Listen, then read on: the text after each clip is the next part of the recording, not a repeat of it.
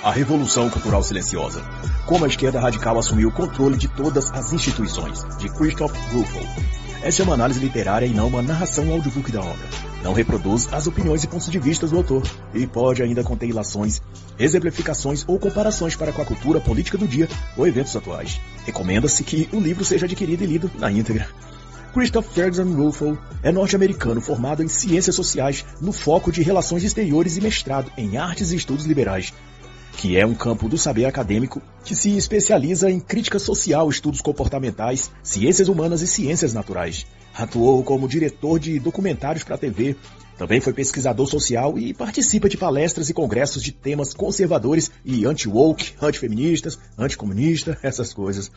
Antes de tudo, esclareço que essa análise eu utilizo a versão do livro em inglês, que foi lançado em 2023 pela Broadside Books, no título original American Cultural Revolution, How the Radical Left Conquered Everything, ou A Revolução Cultural Americana, como a esquerda radical conquistou tudo.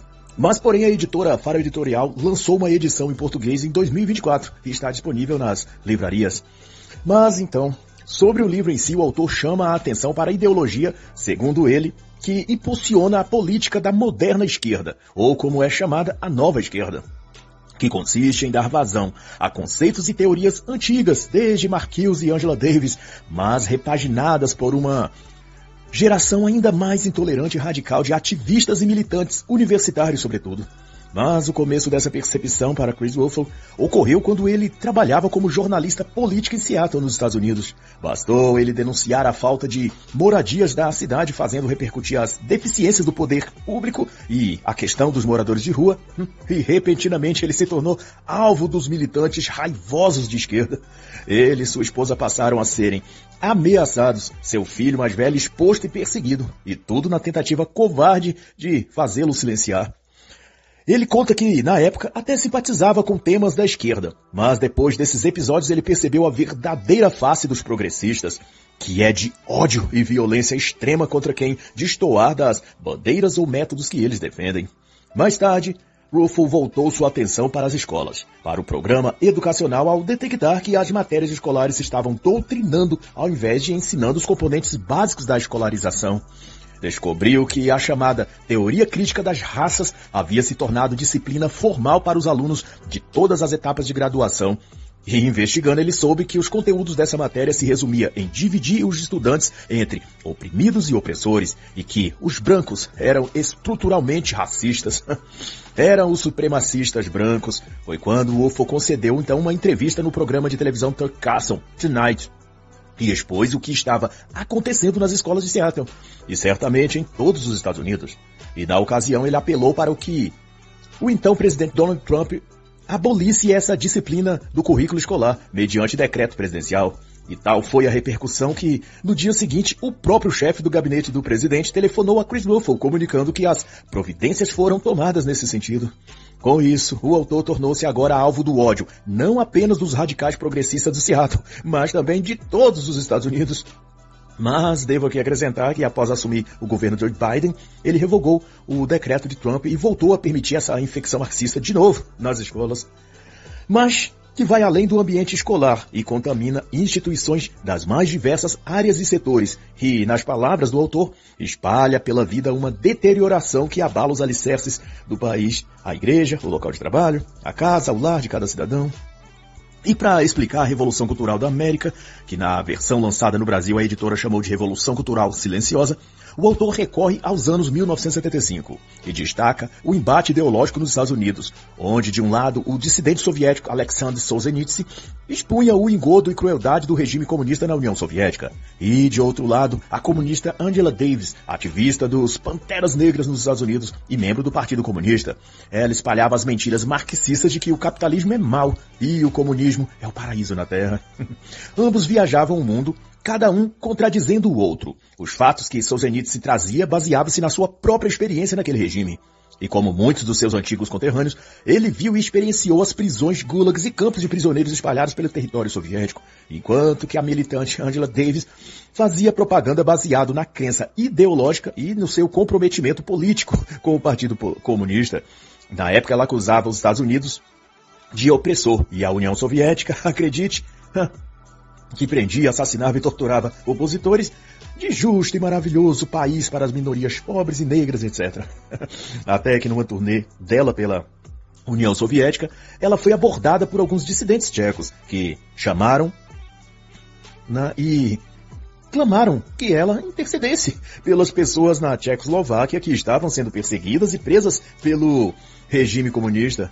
Mas ela, no seu arrogante impulso e desprezo, proferiu que eles mereciam o que estava acontecendo a eles, porque se opunham ao Estado.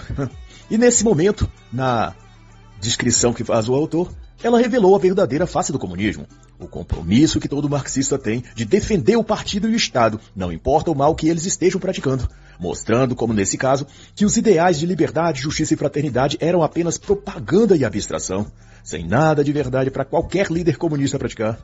E desde então, homens como Solzhenitsyn, Rufel e tantos outros se esforçam para mostrar isso aos adormecidos em todo lugar, com o desafio de que, após o colapso da União Soviética, as teorias marxistas se camuflaram sob outros nomes e aparências, e achou, nos Estados Unidos e países latino-americanos, o esconderijo perfeito para infiltrar-se e silenciosamente germinar sua corrupção e seus frutos malignos outra vez para o mundo. E para Chris Rufel, o episódio de George Floyd nos Estados Unidos em 2020 trouxe à evidência a realidade de que o comunismo tinha de fato penetrado profundamente nas mentes e corações dos americanos e dominado, além das universidades, também empresas, grandes corporações, o esporte e, especialmente, setores-chave no governo federal. E nessa eventualidade, culminou na morte de Floyd. E militantes de toda parte então eclodiram os velhos slogans de Angela Davis nos anos 1970 e trouxeram o resgate da propaganda anticapitalista e anti-ocidente, de que a nação americana é racista, homofóbica, machista, extremista branca e blá blá blá blá blá. E na esteira dessa gincana ideológica chamavam pelo fim do cristianismo, do homem hétero, o fim do casamento, a destruição do capitalismo e tudo mais que faz parte do cardápio progressista, a tal da inclusão social, equidade, diversidade, essas coisas. E tudo isso querendo gerar uma guerra civil, queimando quarteirões inteiros, assassinando pessoas nas ruas, destruindo casas e comércios, supondo que das cinzas da revolução farão renascer a nova ordem ou a nova civilização, que seria igualitária, justa, sem Deus e governada por um regime comunista global. Mas ao mesmo tempo uma pergunta incomodava a muitos. Como e em que momento essa radicalização e sentimentos tão antipatrióticos cresceram e dominaram nossos jovens, adolescentes e cidadãos em geral, sem que se percebesse o tamanho e radicalidade daquilo?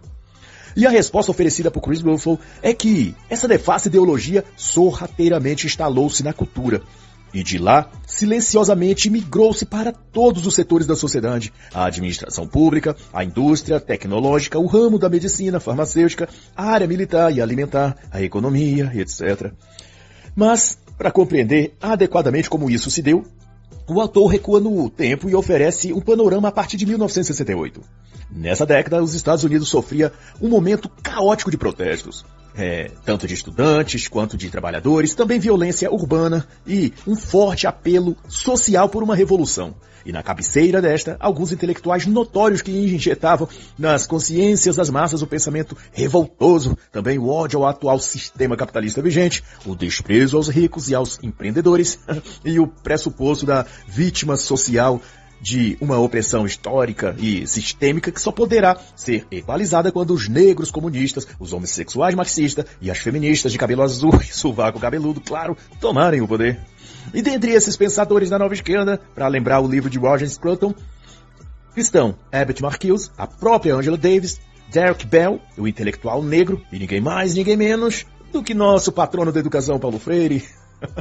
Foram essas figuras, escreve o autor, que criaram as disciplinas de teoria crítica, pedagogia do oprimido, teoria crítica da raça, essas coisas, e que delas, centenas de outras subdisciplinas povoaram as universidades, as escolas, a burocracia estatal, as expressões culturais como cinema e televisão, enfim, tomaram conta da sociedade e moldaram a linguagem, a política e tudo mais. E para mais abrangência, ou para um estudo mais especializado sobre cada uma dessas filosofias, eu recomendo a obra Até o Abismo de Stuart Dreyfus, em que ele aborda tudo que saiu da escola de Frankfurt, a maior disseminadora de marxismo cultural que já existiu.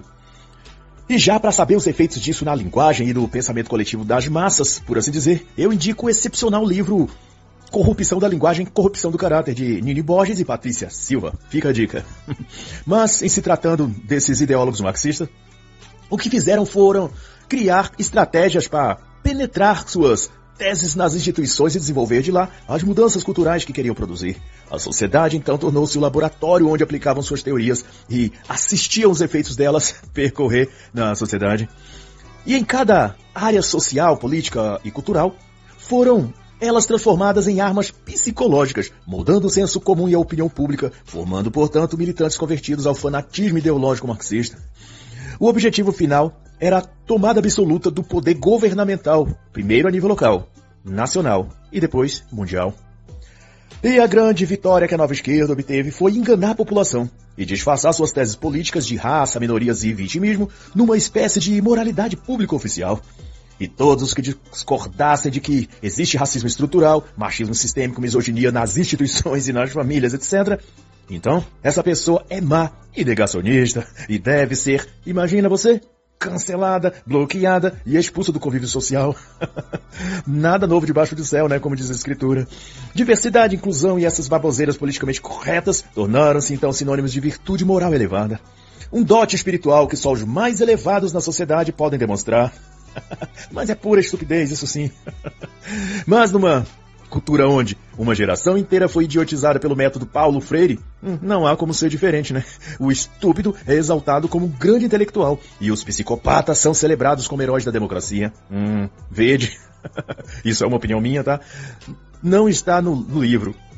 Mas a besta sem cabelo que está no STF, relixando suas ondas de ordens imorais como se fosse um deus, quando não passa de um ser maligno, vaidoso, sem caráter imbecil, vestindo preto e se achando um ser de luz.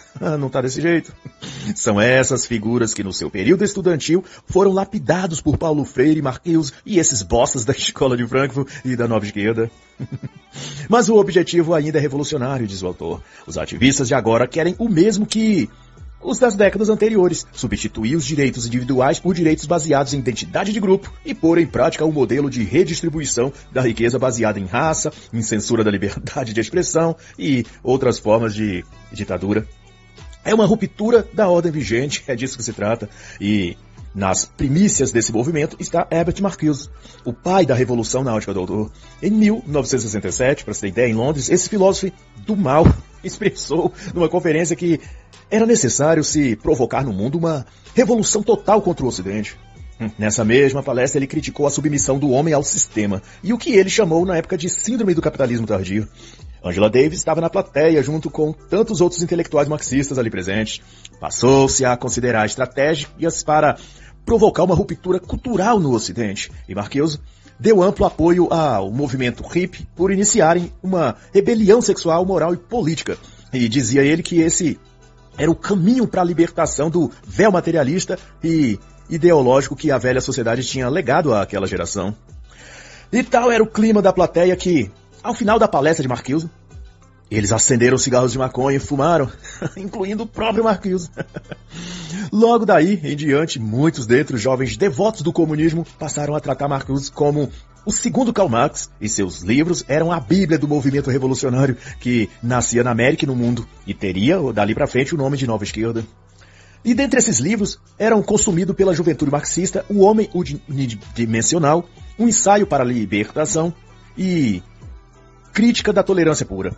Todos continham um fundamento teórico e métodos para uma revolução no Ocidente. E dizia-se que a sociedade capitalista moderna havia criado os meios perfeitos de repressão à classe trabalhadora, dando-lhes confortos materiais e desejos de consumo, com os quais eles ficavam viciados e presos ao sistema de alienação burguesa. E por mais paradoxal que pareça, além dos jovens universitários, a teoria crítica de Marcuse foi abraçada pela elite rica e abastada, justamente a que o marxismo clássico e neomarxismo de Marcuse acusavam de serem opressores capitalistas.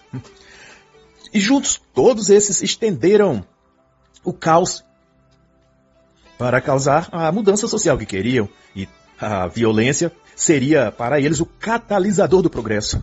Um mal necessário para derrubar o atual sistema e impor outro.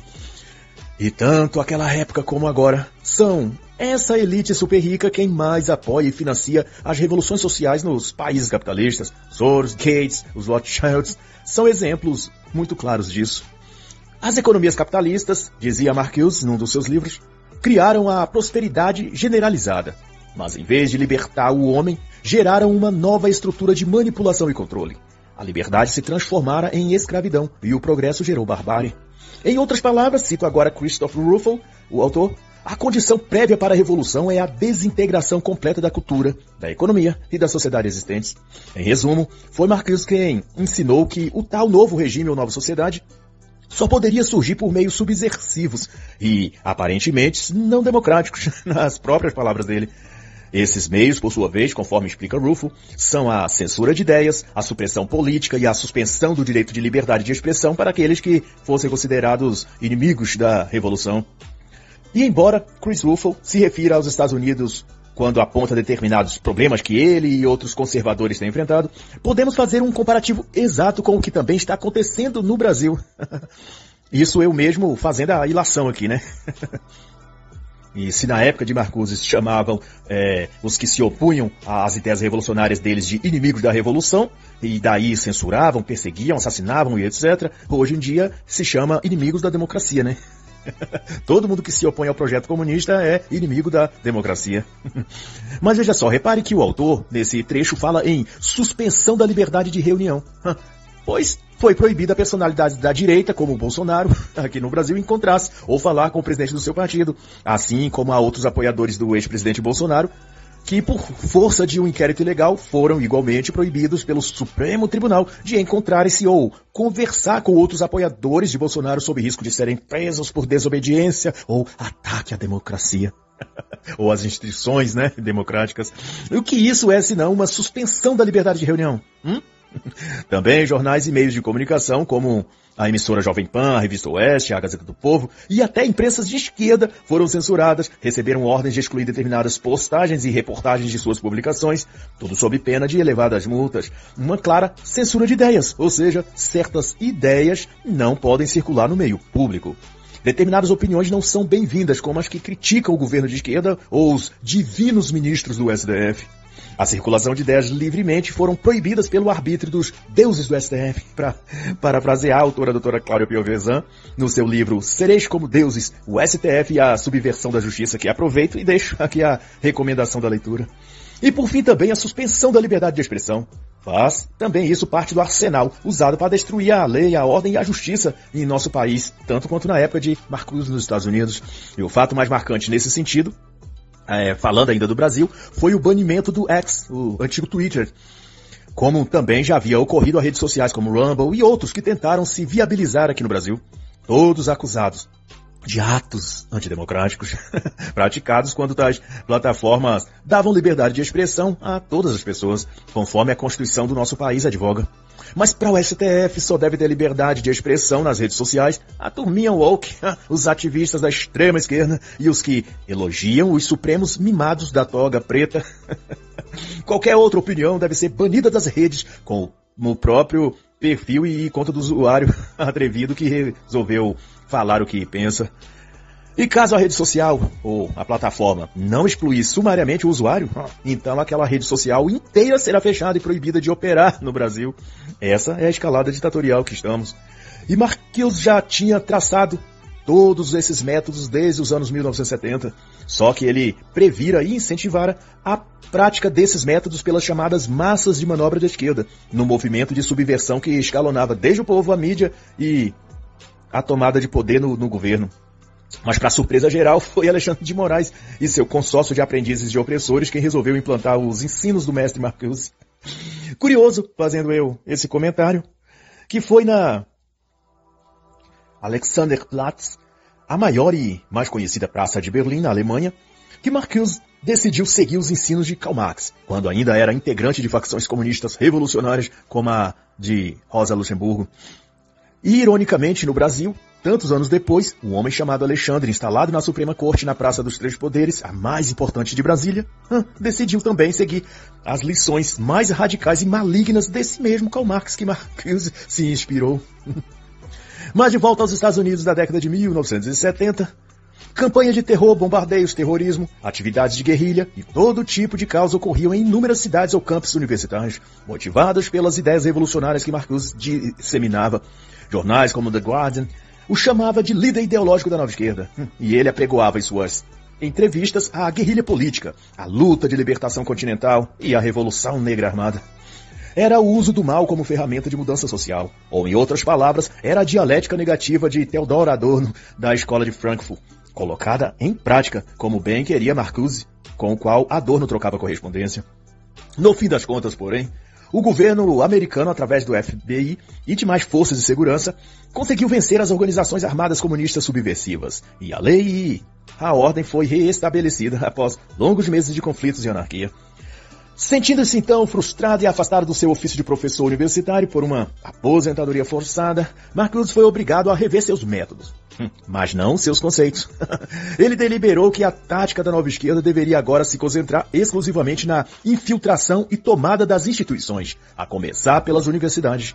A nova esquerda precisa agora mais do que nunca, escreveu ele a um promissor aluno e seguidor, Rod Dusky, que despontava na época como líder estudantil, retornar às suas origens, abandonar o caminho radical e reconstruir seu poder nas universidades e, no longo prazo, mover a revolução para a sociedade.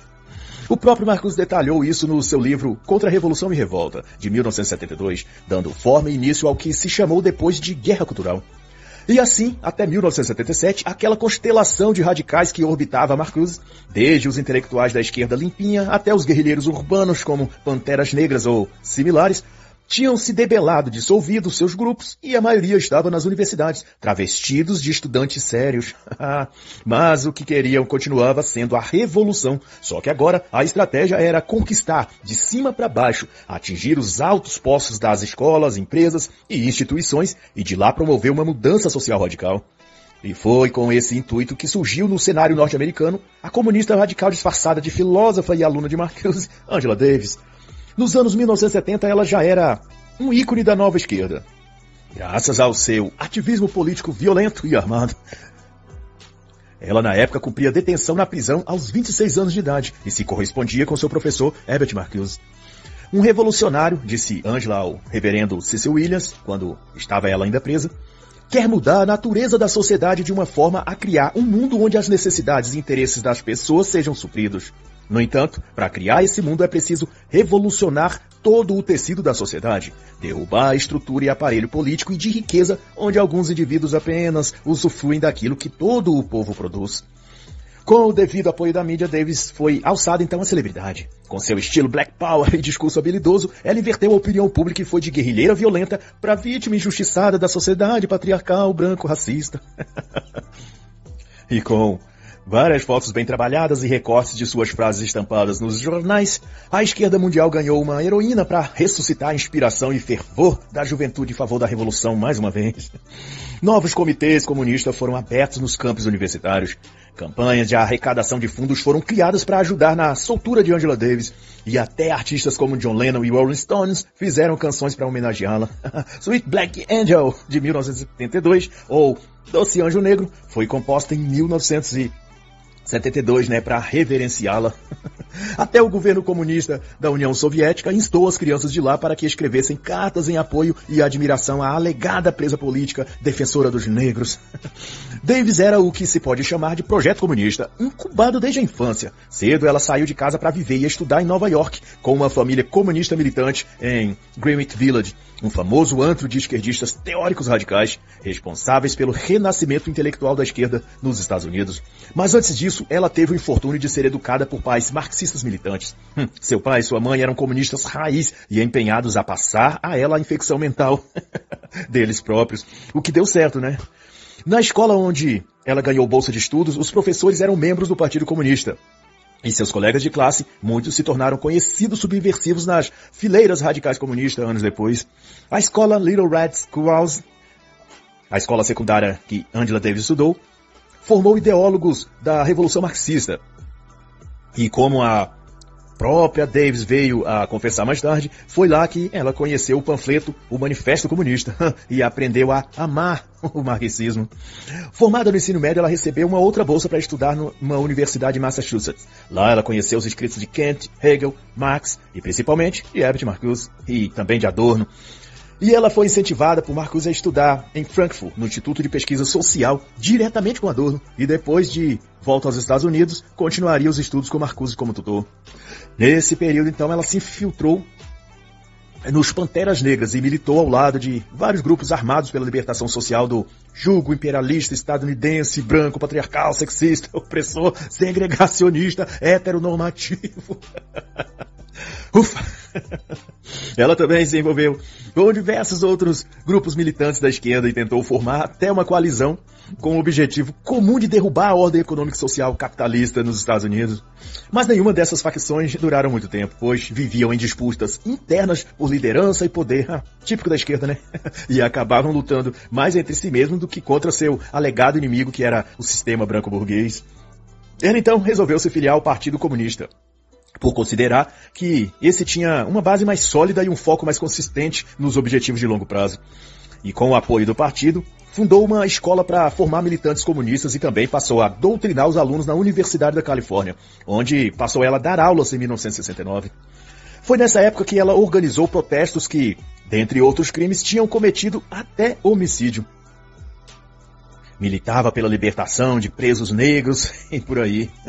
E como a tampa e a panela se combinam, ela se apaixonou por um desses presos e envolveu-se amorosamente com ele.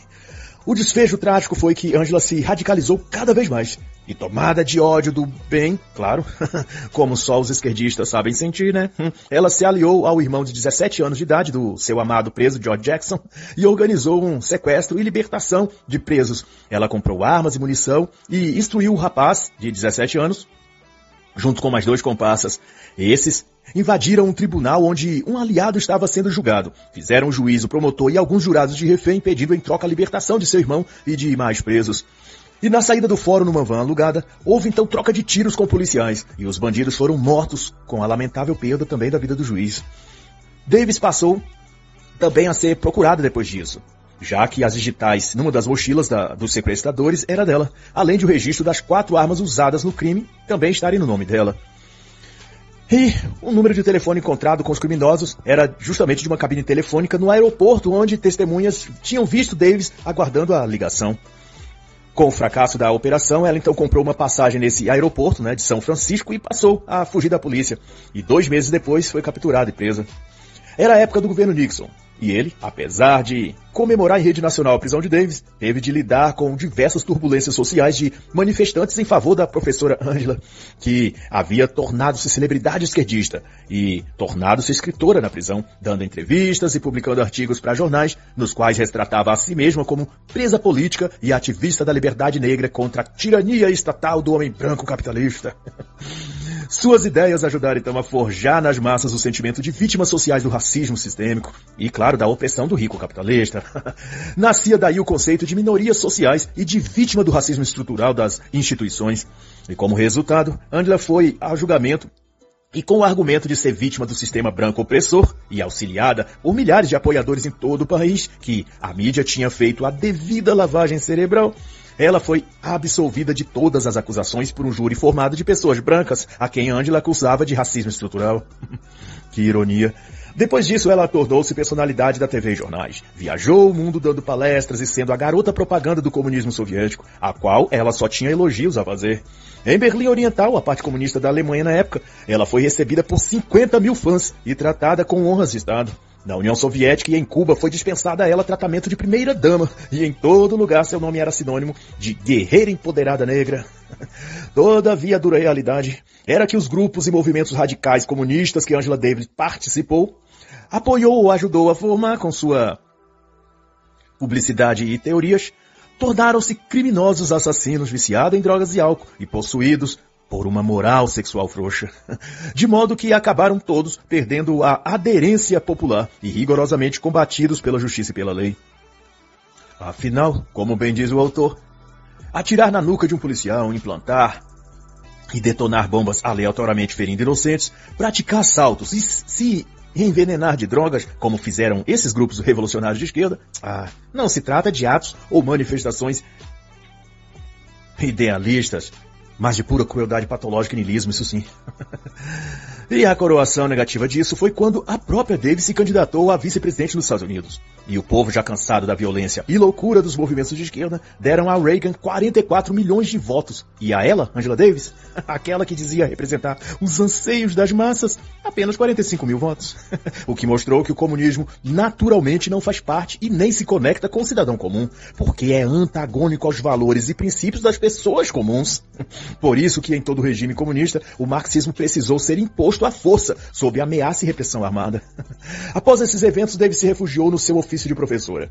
E dando palestras em diversas universidades, com o rabinho entre as pernas, sua batalha passou a ser mudar o currículo escolar, criando grades de estudos e cursos de extensão que abrangessem a leitura obrigatória de Karl Marx, de Lenin, e as histórias de Malcolm X e Che Guevara. Ela definitivamente abandonou o manual de guerrilha urbana de Marighella, e passou a usar a cartilha de estudos negros ou afro que ela conseguiu introduzir nas matérias curriculares. Seu esforço e conchavos resultou num programa acadêmico com disciplinas sobre feminismo e marxismo, que se tornou o programa pedagógico compulsivo nos cursos de humanidades. Essa reinvenção do movimento comunista fez com que personalidades públicas como Davis e ex-guerrilheiros fossem agora vistos como intelectuais, partes de uma elite acadêmica que, com seus cursos, palestras e livros, iriam implodir o sistema e reerguer uma nova sociedade. De seus estudos ministrados nas universidades, nasceu de modo sistemático o conceito de igualdade social ou igualitarismo.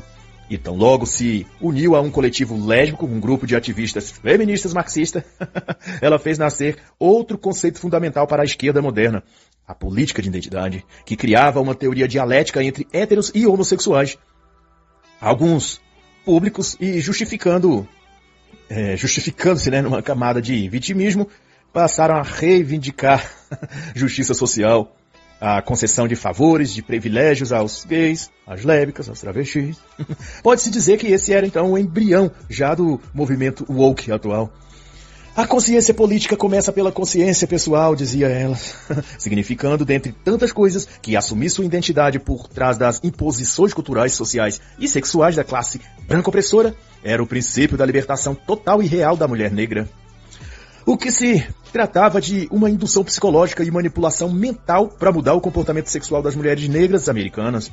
Outra também contribuição de Davis, dessa vez usando o arsenal teórico dos falidos líderes dos Panteras Negras e outros grupos radicais do recente passado, foi elaborar um arrazoado teórico que sustentaria depois as ações radicais do grupo marxista Black Lives Matter. Isso é, ela conceituou que os pais fundadores da América e todos os heróis brancos homenageados em estátuas e pinturas em toda parte houveram sido no passado caçadores de escravos, assassinos, invasores, predadores sexuais e opressores de todo tipo, e que a América precisava despertar sua consciência racista e banir esses falsos heróis dos livros didáticos.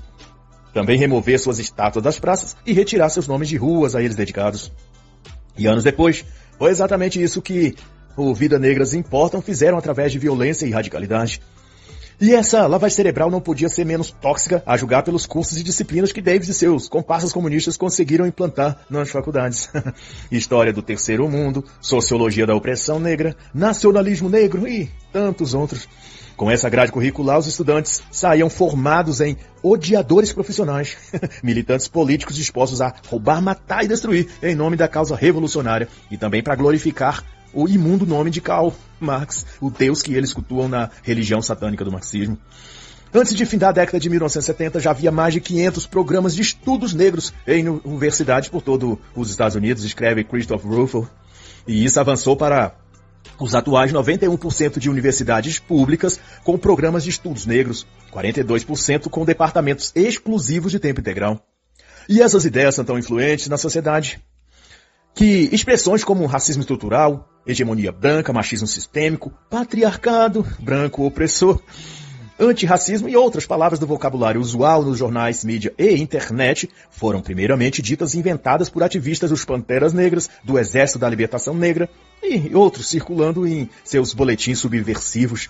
E quando levados às salas de aula por intelectuais marxistas como a própria Angela Davis, os alunos os absorveram, sem saber que as pessoas que os inventaram tinham sido assassinos, estupradores e criminosos de vários tipos de crimes, como Ray Newton e Eldridge Cleaver, dos Panteras Negras, e que cunharam esses termos para criar empatia e confundir o público-alvo de suas manipulações ideológicas. O próprio Cleaver escreveu, quando esteve preso, que gostava de estuprar mulheres brancas para se vingar dos males que os homens brancos tinham feito aos negros no período da escravatura.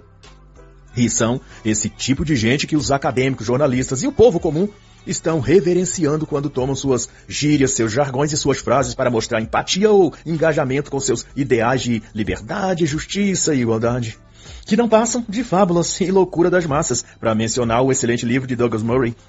E Rufo cita aqui uma frase que define todo o livro de Douglas Murray, que identidade, subjetividade e emoção são hoje usados como armas políticas.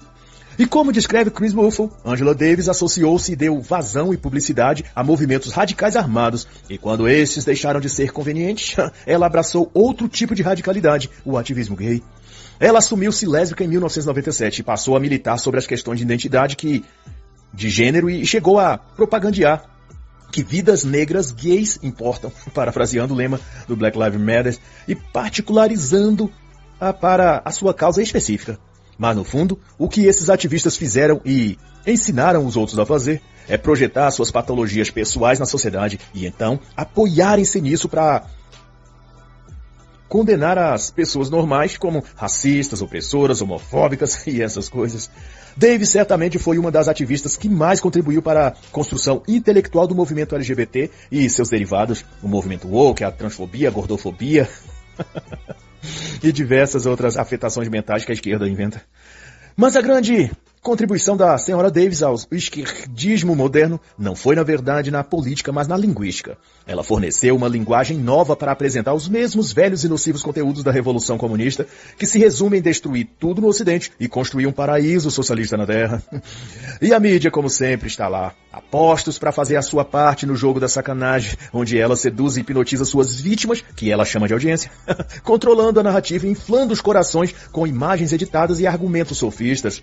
A cada ciclo de notícias, expõe então Chris Ruffo, ela molda a sequência de eventos ao introduzir um universo linguístico que envolve as emoções, fluindo em seus telespectadores raiva, medo, culpa ou vergonha, e sempre num tom terapêutico, oferece a solução, que é o caminho da militância marxista. E Angela Davis, concluiu o autor, encarnou a especificidade de criar abstrações e injetá-las no inconsciente coletivo das massas, induzindo comportamentos ideológicos, mas sob um véu de luta pela igualdade e justiça social, enquanto que, silenciosamente, o comunismo é dosado na sociedade em suas 1000 máscaras modernizadas: wokeismo, ateísmo militante, anticristianismo, niilismo, abortismo, gênero, antirracismo, cotas raciais, feminismo, liberalismo.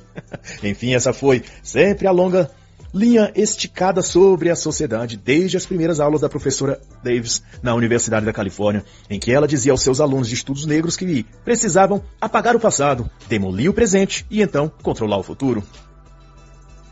E assim entra em cena o imprestável Paulo Freire.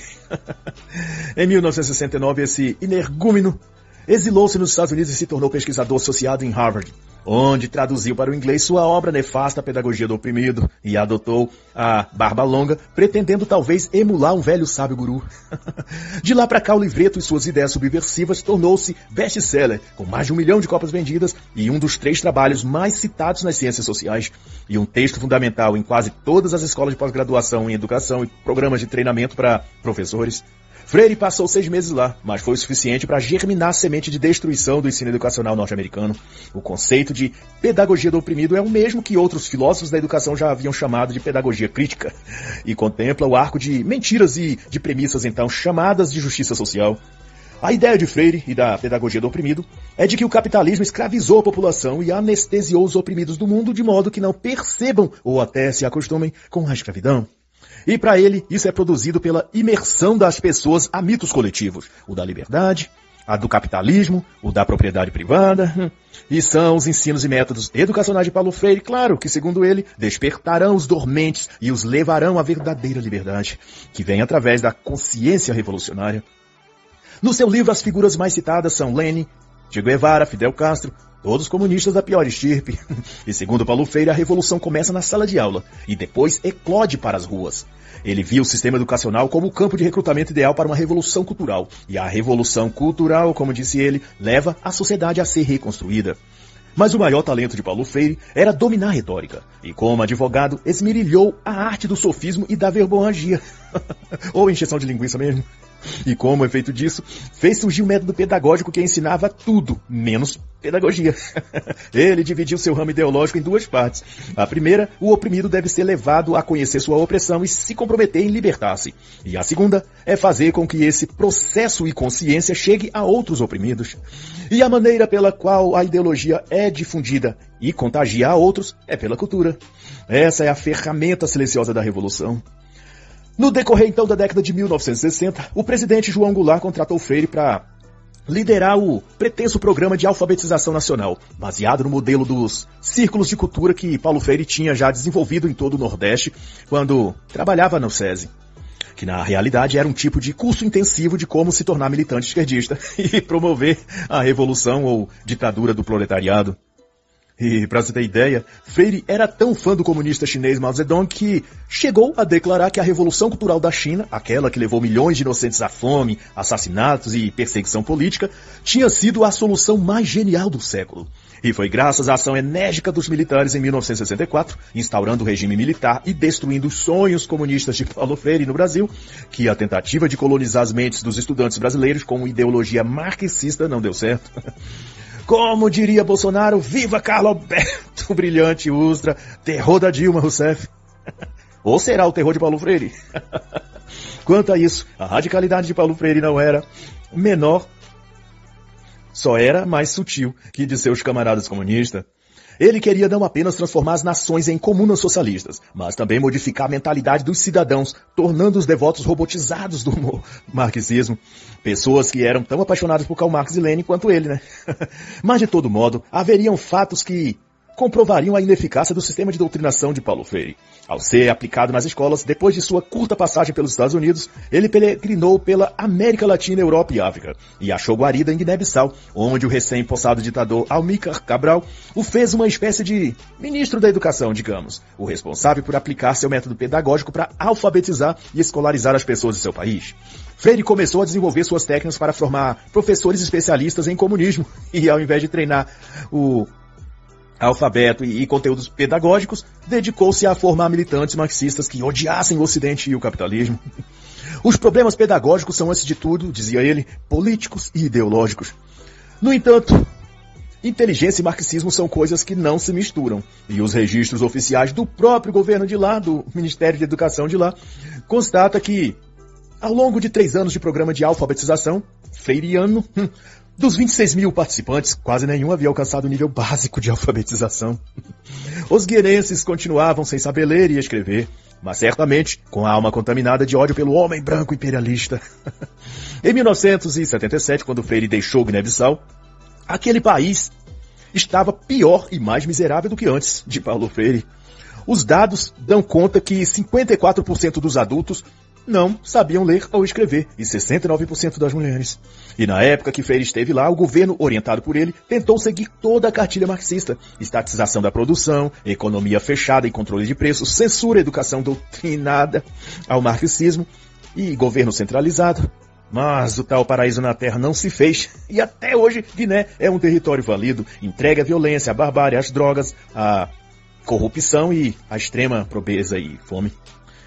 Já as conexões de Paulo Freire nos Estados Unidos o levou a trabalhar para organizar uma escola para formar militantes comunistas e a dar palestras para revolucionários radicais, como os Panteras Negras. Mas, intrigante, é que a temporada de Freire em Harvard e todas as suas iniciativas lá foram patrocinadas pela elite que ele tanto odiava e buscava derrubar. No caso, as fundações Kennedy e Ford, símbolos na época do capitalismo predatório raiz. Vai entender, né?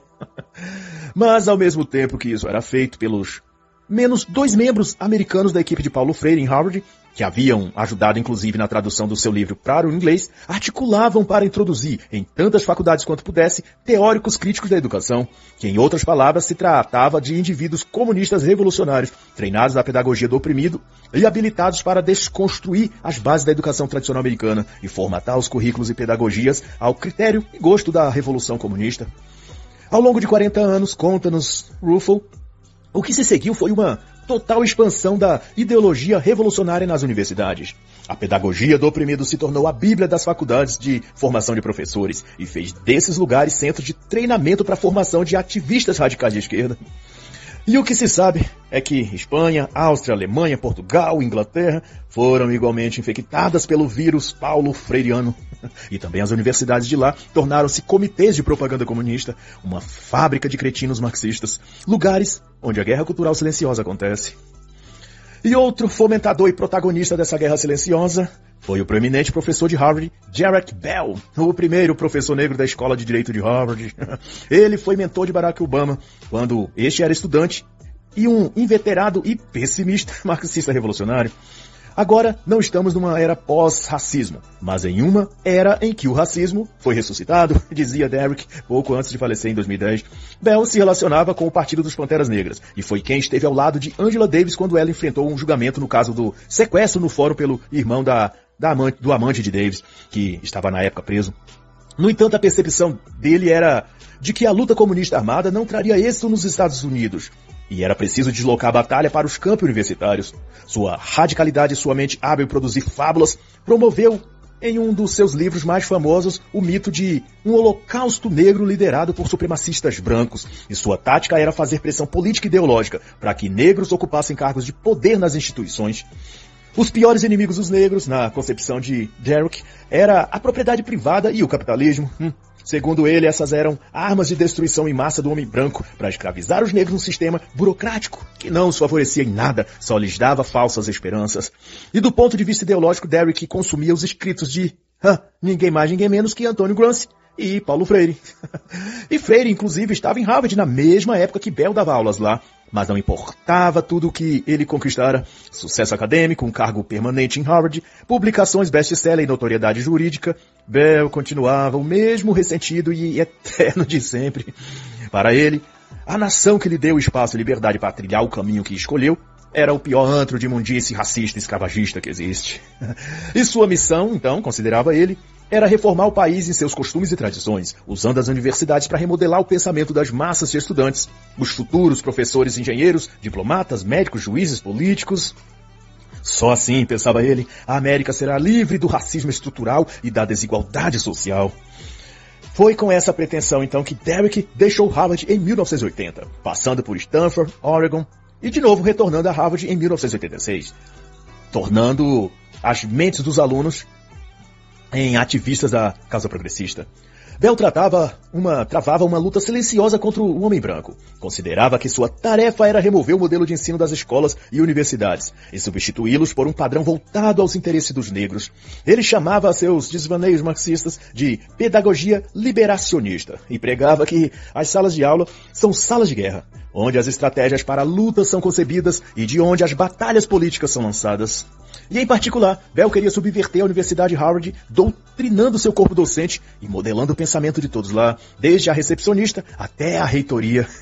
Isso porque ele acreditava que Harvard estabelecia o precedente para o discurso da elite nos Estados Unidos. Lá era lugar onde a alma da classe dominante podia ser vista e estudada. Então, se pudesse transformar essa instituição num protótipo marxista cultural, poderia os comunistas determinar o destino cultural de toda a América. E na segunda vinda de Bell para Harvard em 1986, ele fez questão de exigir mais contratações de negros para o quadro de professores.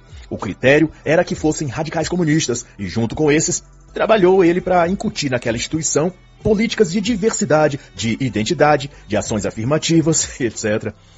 Ele então participou e liderou protestos, greves estudantis, boicotes dentro da universidade, exigindo, chantageando e fazendo todo o artifício possível para manobrar a administração da faculdade a se curvar ao marxismo negro militante. Uma de suas peripécias foi mobilizar um grande protesto e greve de alunos para que a instituição contratasse uma então famosa professora militante chamada Regina Austin. esquerdista e feminista raivosa. Essa ativista era conhecida por suas polêmicas e confusões por onde ela passava, e sua tese mais defendida era a de que todos os homens brancos são racistas e sexistas. Depois disso, no entanto, Bell foi demitido de Harvard após 2 anos de licença não remunerada. E para sua frustração, na audiência que definiu sua expulsão da faculdade, nenhum dos seus antigos apoiadores, os professores negros que ele forçou a faculdade a contratar, ficou do lado dele. Todos achavam Bell raivoso demais e vingativo demais. E na coroação disso tudo, o New York Times publicou acerca de Bell que ele era um homem rancoroso e que desprezava Harvard e tudo que aquela instituição representava nos Estados Unidos. Por isso ele não era digno de Harvard. Mas, digno ou não, ele deixou lá o seu legado, sua semente plantada e então adubada por seus discípulos da teoria crítica da raça e também, claro, por Marcuse e Angela Davis, da qual veio por empréstimo o termo interseccionalidade, tão em moda a partir de 2019 em diante no Brasil, que distribui, para se entender, o racismo, o preconceito e a discriminação por camadas ou níveis de vitimismo dos que sofrem tais moléstias. Isto é, por exemplo, a mulher é vítima social do machismo estrutural, mas a mulher pobre é duplamente vítima, tanto do machismo como da pobreza, causada pelo sistema capitalista. Já a mulher pobre e negra é triplamente vítima, pois, além de sofrer com o machismo e o capitalismo, ela também é castigada pelo racismo sistêmico, individual e institucional. E assim a escala de auto-vitimização se estende numa hierarquia ao avesso, onde os ativistas da causa das minorias oprimidas disputam quem é mais merecedor de assistencialismo estatal, quem merece o pódio da injustiça e desigualdade social. Mas ademais, toda essa digressão e jornada ao esgoto comunista pelas mãos de Herbert Marcuse, Angela Davis, Paulo Freire e Derrick Bell se resume em um projeto de ódio e inveja, que busca vingança e poder. E essa é para mim também a melhor definição de marxismo. E todas as teorias e teses acadêmicas de esquerda, todos os programas pedagógicos ou livros que escreveram, e todas as ações que progressistas e comunistas já desenvolveram e implantaram, têm um único propósito: sintetizar os ensinos de Karl Marx, comprimi-los e enfiar a goela abaixo da sociedade, chamando isso de revolução cultural. E se eu posso fazer aqui uma conclusão, eu digo que, por trás de tudo que a esquerda é e faz, há uma escuridão terrível, um vazio moral e espiritual que pretende sugar para dentro dele tudo o que há ainda de belo, de bom e de justo no mundo. O comunismo é, portanto, o próprio mal encarnado. Disso não podemos ter dúvidas. E arrisco dizer que os administradores desses movimentos marxistas, o woke, ativismo ambiental, climático, LGBTismo, abortismo, feminismo, transhumanismo, os chamados intelectuais ou especialistas disso ou daquilo, não passam de encarnações dos próprios anjos caídos de Lúcifer, ou algo próximo disso pelo menos. E por isso está escrito: acautelai-vos dos falsos mestres, vestido como ovelhas, mas sendo lobos vorazes. Por seus frutos os conhecereis. Mateus 7, 15 a 16. E assim encerra a análise da obra A Revolução Cultural Silenciosa. Como a esquerda radical assumiu o controle de todas as instituições, de Christopher Rufo.